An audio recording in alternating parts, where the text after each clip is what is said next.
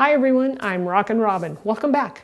Today's recipe has all the classic lasagna flavors. We have savory meats and we have tomatoes and basil and creamy ricotta.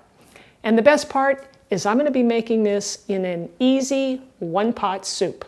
And I'll show you a few tricks along the way that are going to make a big difference in flavor. So let's get into it.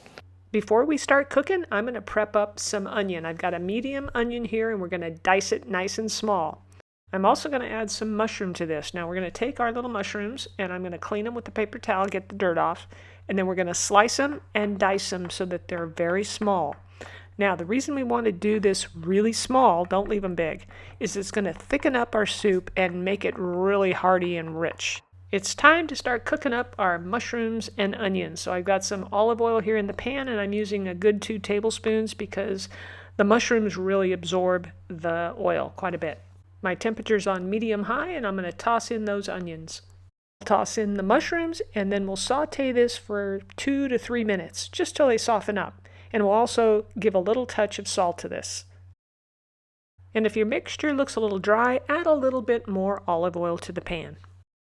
Once this softens, we're going to add a ½ pound of ground beef, and you want to break it up. And I'm going to season this with a little more salt and work it in. Now we're going to add a pound of ground bison. I'm breaking off the pieces just because it seemed to be a bit easier to do it this way. I'm adding my own Italian seasoning, which I have a recipe for you in the description of this video. It's super easy and it tastes amazing. Bison is very lean, so you just want to cook this until it's just done so it doesn't dry out. I'm adding a touch more salt and just a pinch of red chili flakes. This is going to give it just a little touch of heat. And we're going to cook this until it's no longer pink. It's time for our first chef joke. What is a lasagna's favorite music? Anything but rap. It prefers layers. Now here's my second hack for you. Take your tomato paste, we're going to be using this one here, and push out the meat to the sides of the pan so you're exposing the bottom of the pan, and place that paste right in the center and smash it into the pan, and we're going to cook it like this for 2 to 3 minutes. This deepens the flavor by caramelizing the sugars and makes it taste like it's been cooking all day. Then go ahead and work that into the rest of the beef. I cut up 1 zucchini into little chunks like this. You can add 2 if you want to have a little bit more, but 1 seems to work well. I'm going to add the zucchini to the pan now, along with some minced garlic. Who remembers the hack about garlic when you're using it in your cooking? Put it down in the comments below. Then we're going to cook this for about 3 to 4 minutes or until the zucchini gets a little softened. Guess what's next? Crushed tomatoes. We'll toss the whole can in along with some chicken broth. Now I have one more herb that I want to add to this that, in my opinion, takes it to the next level. Got any ideas? Let me know in the comments. If you guessed basil, you're absolutely right. Grab yourself a bunch of fresh leaves, roll them up, slice them up, and chop it up, and then put it right in the sauce. Let this simmer with a lid for 20 minutes. Okay, I think it's time for chef joke number 2. What is a soup's favorite kind of music? Anything with a good beat. Lasagna has noodles, right? So we've got to have some noodles in our soup. Now I'm using gluten-free and I recommend that you cook them separately because they tend to get mushy if they're in the liquid for too long. I'm using bonza shells here, and I like using the shells because they're bite-sized and it works great for soup. These have a lot of protein in them. They also have a good amount of fiber, and they also have a fair amount of carbs. Just keep that in mind.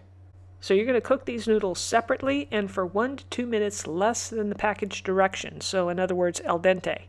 When they're done, you're going to drain the noodles, and then you're going to give them a rinse and then drain them again. Now I only made enough noodles for right now.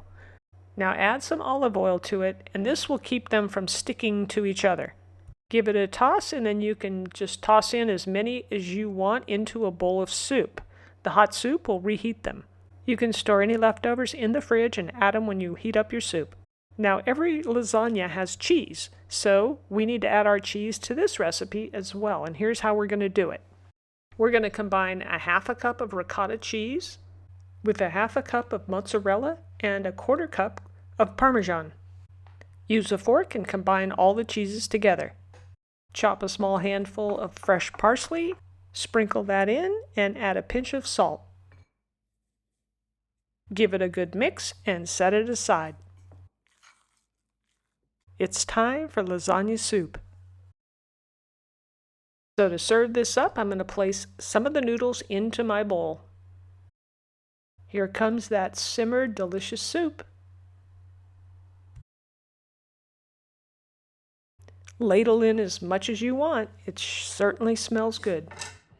The cheese goes next. Add a nice dollop, and that heat from the soup is going to start melting that cheese. Then I like to add another little sprinkle of either Parmesan or mozzarella right around the rim of the soup bowl. So if you're craving lasagna, but you don't want all the work or the heaviness, this healthy lasagna soup has all the rich, cheesy flavor you'll love, made lighter, higher in protein, and gluten-free. And guess what? I've got another cheesy recipe for you to try. You're going to love this one. It's my beefy quesadillas with a delicious dipping sauce. Click the link on the screen and it'll take you right to the video. Thanks for watching, and don't forget to subscribe for more delicious and healthier recipes.